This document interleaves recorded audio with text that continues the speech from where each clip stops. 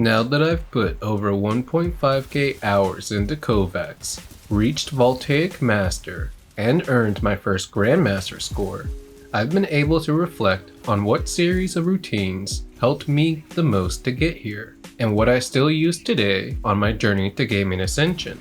Many popular routines, like Tile Frenzy, never really helped me whatsoever outside of causing my first RSI injury, while others, like Close Fast Strafe's Invincible, helped me recognize glaring areas of improvement I needed, or reinforced what I was already building on, and also still contributed to the RSI injury. The scenarios I'll be talking about today, however, these, I believe, will well serve any aspiring legend on their Grandmaster journey to aim mastery. Kicking things off with a bang is my favorite scenario whose Voltaic variant was my first Grandmaster score, 1 wall, 5 targets passive. It's great for improving your peripheral movement tracking in the sense that you learn to be cognizant of and even calculate the movements outside of the target you're currently aiming at so that you can flick that much quicker onto the new target. It's also largely been responsible for turning me into a confident sniper, as prior to my journey, I wouldn't even pick up the sniper rifle if it was a power weapon in Halo. And if I was ever put into a situation to use one, it would just be all body shots anyways, unless they were standing still.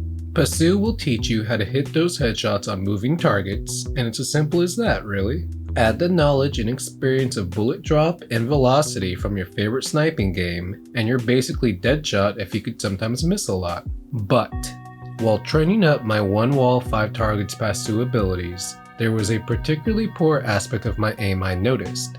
I was very bad at downward diagonal aiming, to such that if one of the balls was going faster than like 1 mile per hour in a downward diagonal direction, I didn't even bother trying to go chase it, and just moved on to another easier target. Realizing downward diagonals and even just diagonal tracking in general was difficult for me, I came upon the next scenario: Access Tracking.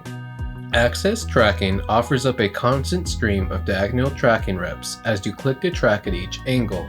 After a few days of adding it into my Kovaaks routine, I felt much more confident with diagonals in all the scenarios I trained with, and it's since been used almost daily.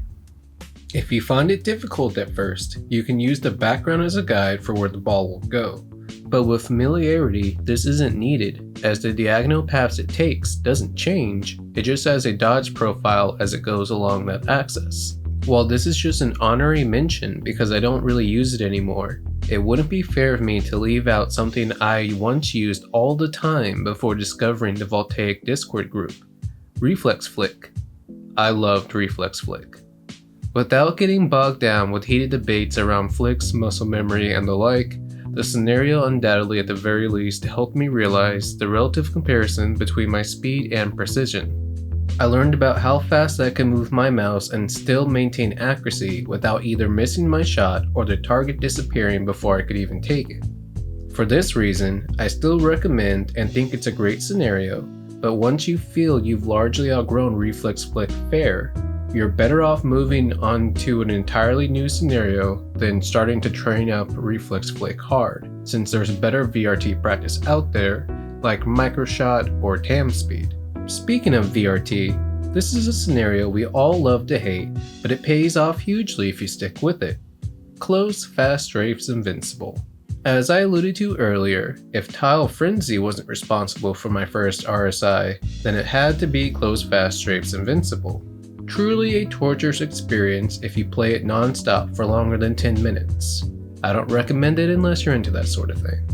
Anyway, at least do it once during your training session, even to just warm up the old neurons before training.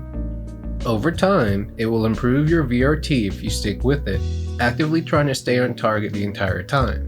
It'll also help you get over the CQC jitters, the classic scenario where you see an unexpected enemy moving right in front of you, and you just throw all aim to the wind and rapidly zigzag your mouse over the general direction of his character model, hoping you get more hit markers than they do. Been there, still do it sometimes. Here's another scenario love to hate: Tam target switch smooth. The first humbling experience of my Kovaaks career was trying out popcorn for the first time. The second was trying out Tam target switch smooth. The first thing that you'll notice is that the moment your crosshairs deviate from the target, their health will rapidly replenish. Indeed, the TTK and regenerates are the same at 0.5 seconds, so the only way to eliminate them is in one smooth go, or they'll just be back at full hit points by the time you recenter. The targets themselves are relatively quick, small, and change directions too, so all in all it's a very challenging scenario, but well worth it, as the stakes the regen mechanic introduce help hone your smoothness on each track target. Finally in this list, we have Vertical Smoothness Training Popcorn Small. As the name suggests, it continues the streak of being a frustrating yet ever vital component to a fleshed out aiming routine.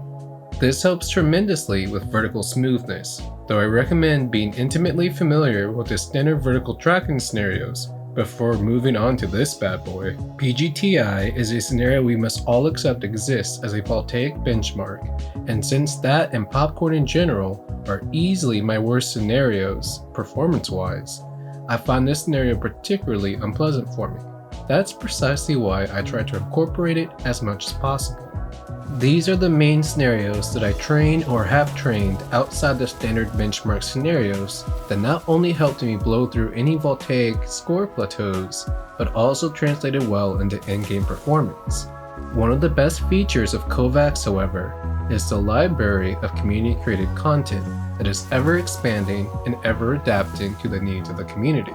Unfortunately, there's no good way that I know of to discover those hidden gem scenarios that could well revolutionize aim training as we all know it if only they could be found.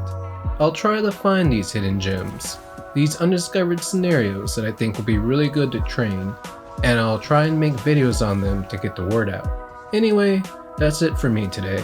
Thanks for tuning in, be sure to subscribe, and this is Void Hunt, signing out.